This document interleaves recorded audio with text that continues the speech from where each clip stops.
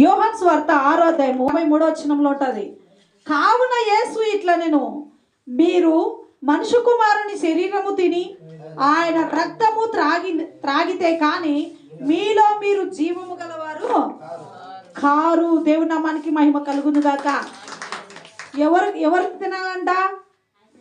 ఆయన శరీరం. ఆయన అంటే ఎవరి గురించి చెప్పాడు? ఆయన మనుష్య కుమారుడు. ఎవరు? మనుష్య కుమారుడు. ఆ మనుష్య కుమారుని ఆ శరీరము తిని ఆ రక్తము తాగితేనే మనకు నిత్య జీవము ఉంది. మత్తయి సువార్త 26వ అధ్యాయము 45. అప్పుడు ఆయన తన శిష్యుల యొద్దకు వచ్చి ఇక నిద్రపోయి అలసట తీర్చుకొనుడని ఇదిగో ఆ గడియ వచ్చినది, మనిషి కుమారుడు పాపుల చేతికి అప్పగింపబడుచున్నాడు. దేవుడు నామానికి మహిమ కలుగును గాక. ఆమేన్. తన శిష్యులతో చెప్తున్నాడు, ఇంకా మీరు నిద్రపోండి, అలసట తీర్చుకోండి. ఇంకా ఎందుకు అనంటే ఆ గడియ వచ్చేసింది. మనిషి కుమారుడు పాపుల చేతికి అప్పగింపబడుతున్నాడు, ఇంకా మీరు నిద్రపోండి అని తన శిష్యులతో చెప్పేటప్పుడు అంటున్నాడు ఈ మాట. మనుష్య కుమారుడు ఎవరు? మనుష్య కుమారుడు పాపుల చేతికి అప్పగింపబోతున్నాడు అని. వాళ్ళని తీసుకొని వెళ్ళి ప్రార్థన చేసుకుంటూ ఉన్నప్పుడు వాళ్ళు ఎన్నిసార్లు చెప్పినా మెలకోగలిగి ప్రార్థన ప్రార్థన ప్రార్థన అంటే వాళ్ళు మెలకోగలిగి లేరు, నిద్రపోతూనే ఉన్నారు. అర్థం కాలా కాబట్టి వారికి మనుష్య కుమారుడు మనతో ఉన్నది అనేది వాళ్ళకి అర్థం కాలేదు కాబట్టి ఆయన ఎన్నిసార్లు చెప్పినా నిద్రపోతూనే ఉన్నారు. వాక్యానుసారంగా అయితే ముమ్మారు ప్రార్థన చెయ్యాలి. దావీదంట 7 మార్లు ప్రార్థన చేసేవాడంట. ఎన్నిసార్లు? 7 మార్లు. మనం 7 మార్లు కాదు, 7 సెకండ్లు అయినా ప్రార్థన చేస్తామా? చెయ్యం. ప్రార్థన చేస్తేనే దేవునితో నువ్వు సంబంధం కలిగి ఉంటావు, ఆయన ఆత్మను నువ్వు పొందుకొని ఉంటావు. ప్రార్థన నీలో లేకపోతే నీవు, ఇంకొక మాట ఏముంటుంది తెలుసా? ప్రార్థన లేకపోతే ప్రాణం లేని వారితో సమానం. మనం ప్రార్థన చేస్తున్నామంటే ప్రాణంతో ఉన్నామని, ప్రార్థన చేయలేదు అని అంటే మనలో ప్రాణం లేదు అని అర్థం. ఎప్పుడు కూడా మనలో ప్రార్థన అనేది ఉండాలి, ప్రార్థన చేయాలి. అని అన్నాడు, పాపుల చేతికి మనుష్య కుమారుడు అప్పగింపబడుతున్నాడు. చూడండి యోహాను సువార్త 19:34లో కూడా సైనికులలో ఒకడు ఈటెతో ఆయన ప్రక్కన పొడిచెను, వెంటనే రక్తమును నీళ్లను కారెను. దేవుని నామానికి మహిమ కలుగును గాక. ఆమేన్. సైనికులలో ఒకడు ఈటెతో ఆయన ప్రక్కన పొడిచాడు. పొడిస్తే ఏమొచ్చాయి? రక్తం వచ్చింది. రక్తం అంతా పోయింది, నీళ్లు వచ్చాయి. ఈ రక్తము ఎవరి కొరకు చిందించాడంటే ఆ రక్తము మన కొరకే. ఆ రక్తము మనం త్రాగాలి, తర్వాత ఆయన శరీరాన్ని మనం తినాలి. నేను ఈ మాట ఎందుకు చెప్తున్నానంటే ఆ మనిషి కుమారుని పాపుల చేతికి అప్పగింపబడిన తర్వాత ప్రజలందరినీ కూడా ఆయన సిలువ వేశారు. ఆయన్ను సిలువ వేసిన తర్వాత ఆయన మరణించేటప్పటికీ ఆయనలో ఒక రక్తపు బొట్టు కూడా లేదు. సైనికులలో వెళ్ళి అప్పుడు కాల పద్ధతి ఏంటంటే సిలువ వేసిన తర్వాత వాళ్ళందరికీ వాళ్ళు చనిపోవాలి. చనిపోకపోతే వాళ్ళు కాళ్ళు చేతులు విరగొట్టాలి. విరగొట్టిన తర్వాత ఆ వ్యక్తి చనిపోతాడు. అయితే పక్కనున్న దొంగలిద్దరిని చూశారు, వాళ్ళు చనిపోలా. ఈయన ఆల్రెడీ చనిపోయి దగ్గరకు పోయి చూశారు, ఈయన కూడా కాళ్ళు ఎరగొడదా అని. అక్కడ పోయి చూస్తే ఈయన ఆల్రెడీ ప్రాణం పోయిందని చెప్పి వాళ్ళు పక్కకి పోతుంటే ఒకడు వచ్చాడు, ఒకసారి చూద్దాం, ఒకసారి చూసి ఒకసారి పొడిచినట్లయితే తనకు ప్రాణం ఉందా లేదా తెలుస్తుందని ఆ ప్రక్కన ఈటితో పొడిచాడు. పొడిస్తే రక్తం కొంచెం వచ్చింది, తర్వాత నీళ్లుగా కారిపోతుంది. ఊరికనే ఆయన పొడచలా. వాక్యం మొదటిగానే ప్రవచనాలు కూడా కొన్ని ఉన్నాయి. 35వ వచనం, ఇది చూచిన వాడు సాక్ష్యం ఇచ్చుచున్నాడు, అతని సాక్ష్యము సత్యమే, మీరు నమ్మునట్లు అతడు సత్యము చెప్పుచున్నాడని ఆయన ఎరుగును, అతని ఎముకలలో ఒకటైనను విరవబడదు అని లేఖనం నెరవేరినట్లు ఇది జరుగును, మరియు తాము పొడిచిన వాని తట్టు చూతురని మరి ఒక లేఖనము చెప్పుచున్నది. దేవుడి నామానికి మహిమ కలుగును గాక. ఎముక కూడా ఇరవబడదు అని మొదటిగానే ప్రవచనాలు ఉన్నాయి.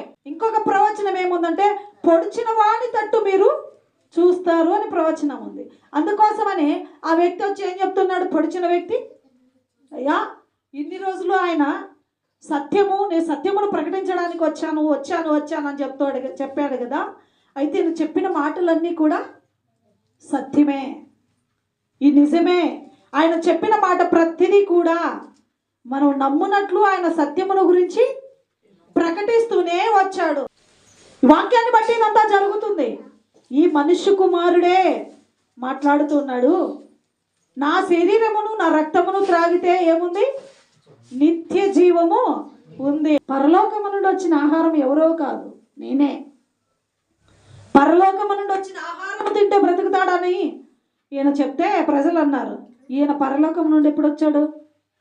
ఈయన పరలోకం నుండి ఎప్పుడు వచ్చాడు? వీళ్ళ తల్లిదండ్రులు మనకు తెలియదా? వీళ్ళ తల్లి మరే కదా, వీళ్ళ తండ్రి యేషోబు గాడా, వీళ్ళ సహోదరులు ఉన్నారు, మనకు తెలియదా? ఈయన పరలోకము నుండి దిగి వచ్చాడట అని చెప్పి వాళ్ళకి ఏం కలుగుతుంది? సనుగులు కలుగుతున్నాయి. 51వ వచనంలో అంటాడు చూడండి, పరలోకము నుండి దిగి వచ్చిన జీవాహారము నేనే, ఎవడైనను ఈ ఆహారం భుజించితే వాడు ఎల్లప్పుడూ జీవించును, మరియు నేనిచ్చు ఆహారం లోకమునకు జీవము కొరకైన నా శరీరమే అని మీతో నిత్యముగా చెప్పుచున్నాను. నేను దేవునామానికి మహిమ కలుగును గాక. ఆమేన్. ఈ ఆహారం ఎక్కడి నుండి వచ్చిందంట?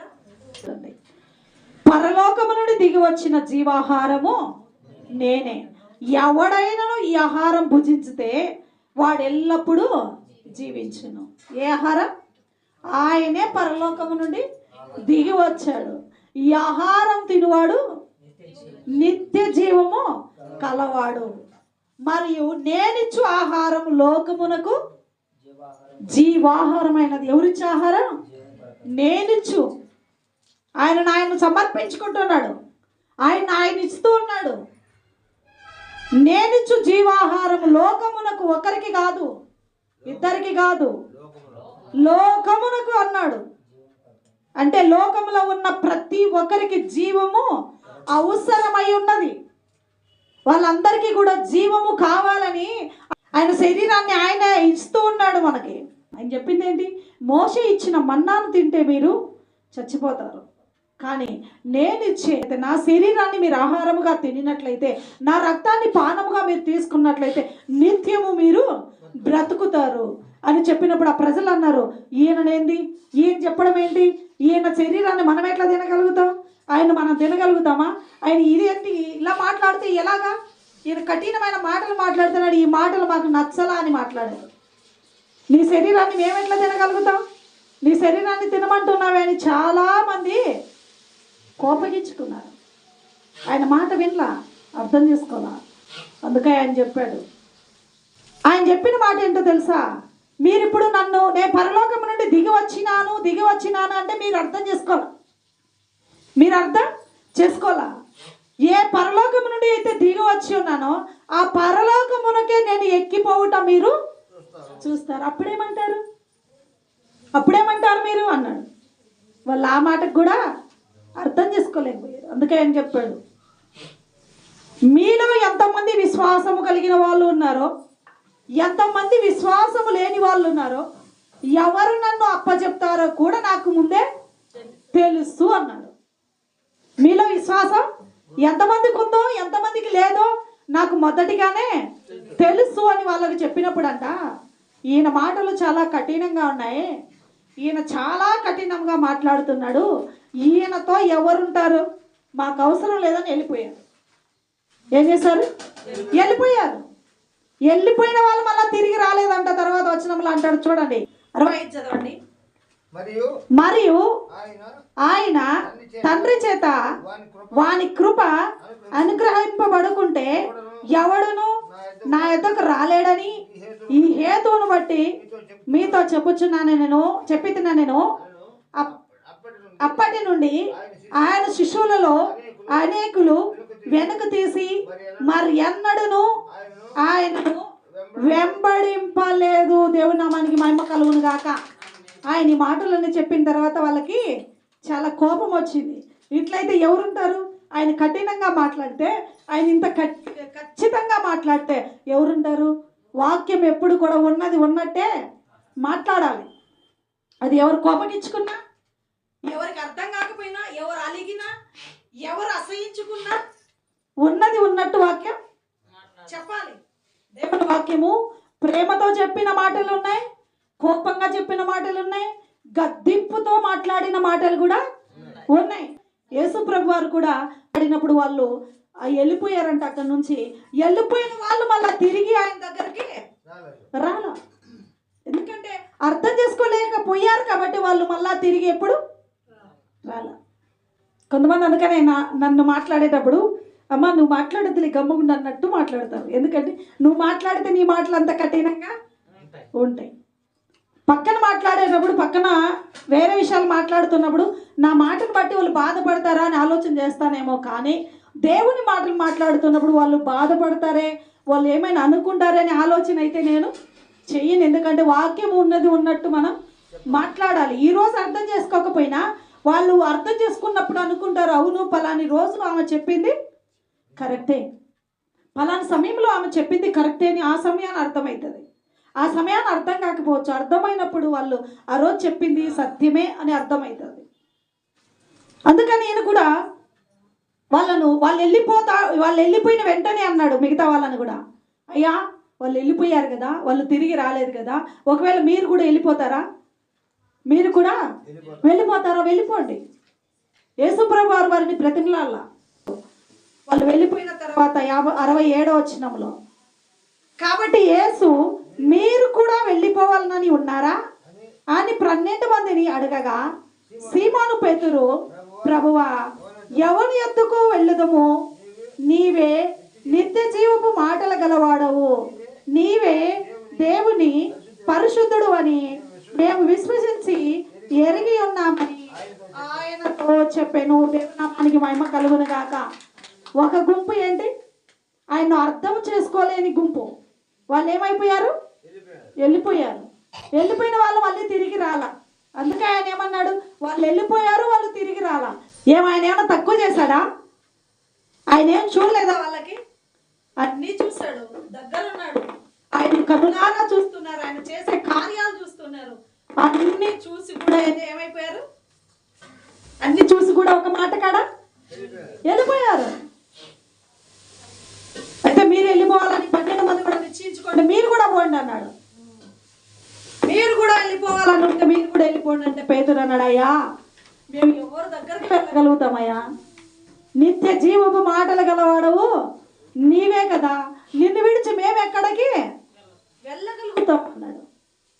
అయితే మీలో వెళ్ళలేదని మీరు అనుకుంటున్నారేమో, మీలో ఒకడు నన్ను పట్టించేవాడు కూడా ఉన్నాడు అన్నాడు. అంటే 12 మంది ఉన్నాడు, 12 మందిలో ఒకడు యేసు ప్రభు వారిని అప్పచెప్పువాడు కూడా ఉన్నాడని ఆయనకు తెలుసు. కానీ ఆయన వాళ్ళు 12 మందిని దగ్గరికి తీసుకున్నాడు. ఆ 12 మంది మాత్రమే నిలవబడ్డారు. వాళ్ళకి ఏమర్థమైందంటే, జీవము కలిగిన దేవుడు ఈయన, జీవపు మాటలు ఈయన దగ్గర ఉన్నాయి. ఈ జీవము కలిగిన వాడిని వదిలిపెట్టి వెళ్ళినట్లయితే జీవము కలిగిన మాటలు మాకు ఇంకా రావు. ఇటువంటి వాడిని మేము ఎక్కడెక్కడ ఇంకా చూడలేము, ఇటువంటి వాడు మాకు దొరకడు, కాబట్టి ఈయనతోనే మేము ఉండాలి అని నిశ్చయించుకున్నారు. కాబట్టే వాళ్ళు నిలవబడ్డారు. వారికి అర్థం చేసుకోలేకపోయారు కాబట్టే వాళ్ళు వెళ్ళిపోయారు. ఇప్పుడు మనం విడవబడే గుంపులో ఉన్నామా, అతుక్కునే గుంపులో ఉన్నామా? జీవము కలిగిన మాటలు ఆయన యొద్ద నుండి తప్ప ఎవరి నుంచి నాకు రావు. ఆయనే నిత్య జీవము కలిగిన వాడు. ఆయన శరీరం అనే రొట్టెను, ఆయన రక్తం అనే ప్రాణాన్ని నేను తీసుకుంటే నేను నిత్య జీవాన్ని నేను పొందుకుంటా. ఆ నిత్య జీవము నాకు కూడా కావాలి అనే ఆలోచన మనకు కూడా రావాలి.